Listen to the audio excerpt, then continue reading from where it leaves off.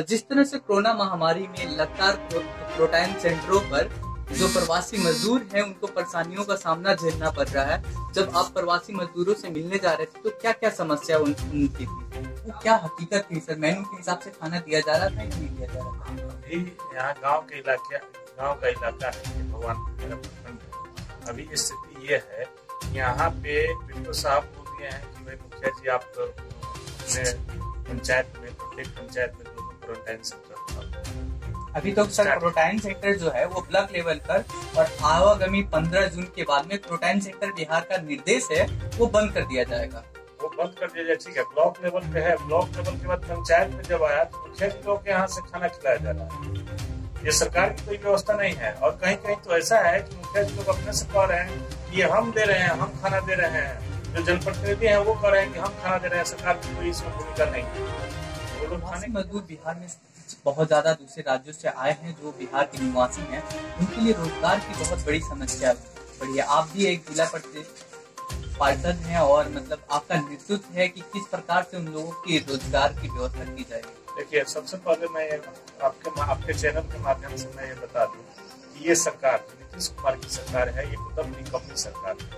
इससे कोई आशा और विश्वास करना मतलब कि बेईमानी है, क्योंकि 15 वर्ष हो गए और 15 वर्षों से हम लोगों ने देखा लालू राज था, उसको जंगल राज कहा गया, और ड्यू टू जंगल राज कहने के चलते लालू राज हट गया बिहार से। 2005 में नीतीश कुमार इसलिए आए कि ये एक बड़ी सुलझे हुए व्यक्ति हैं, सुशासन का राज करेंगे। सर, हम सरकार की बात नहीं कर रहे हैं, आपसे लगातार मजदूरी की बात कर रहे हैं। मजदूरी को किस तरह से रोजगार दी जाएगी?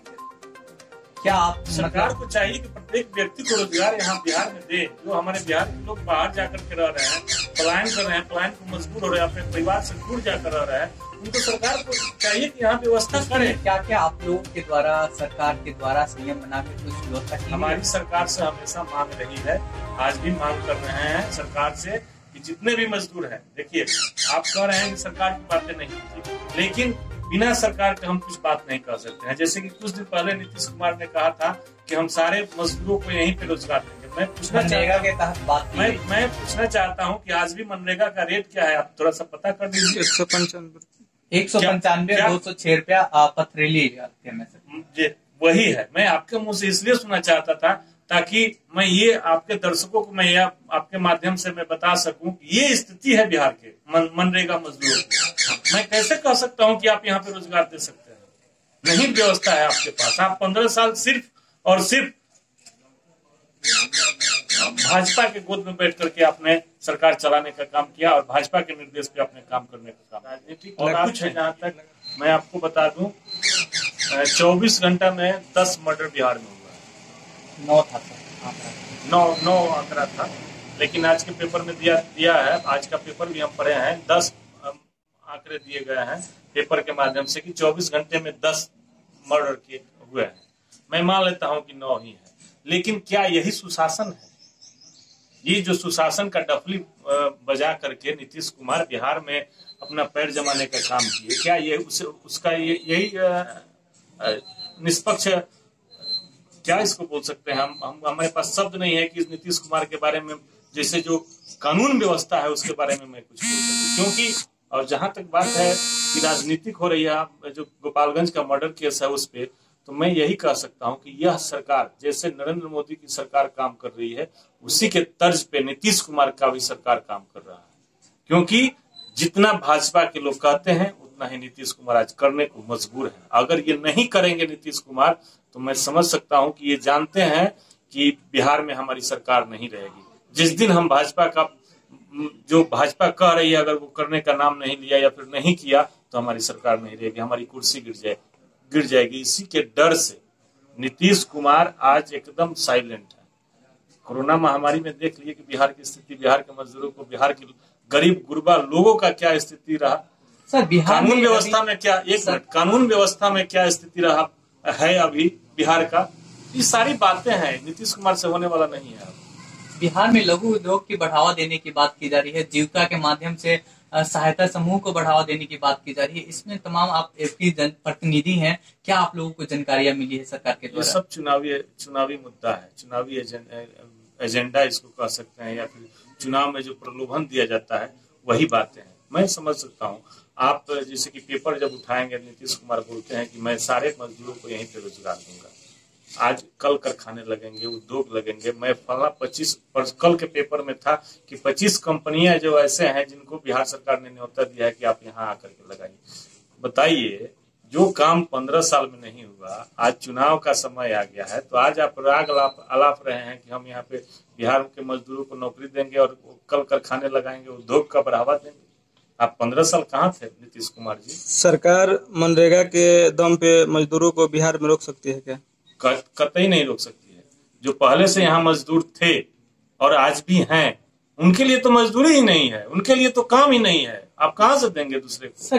मरौरा चीनी मिल की जहां तक आप बात की है, मरौरा चीनी मिल है, यहाँ पचरुखी चीनी मिल था, सूता फैक्ट्री सिवान में भी है।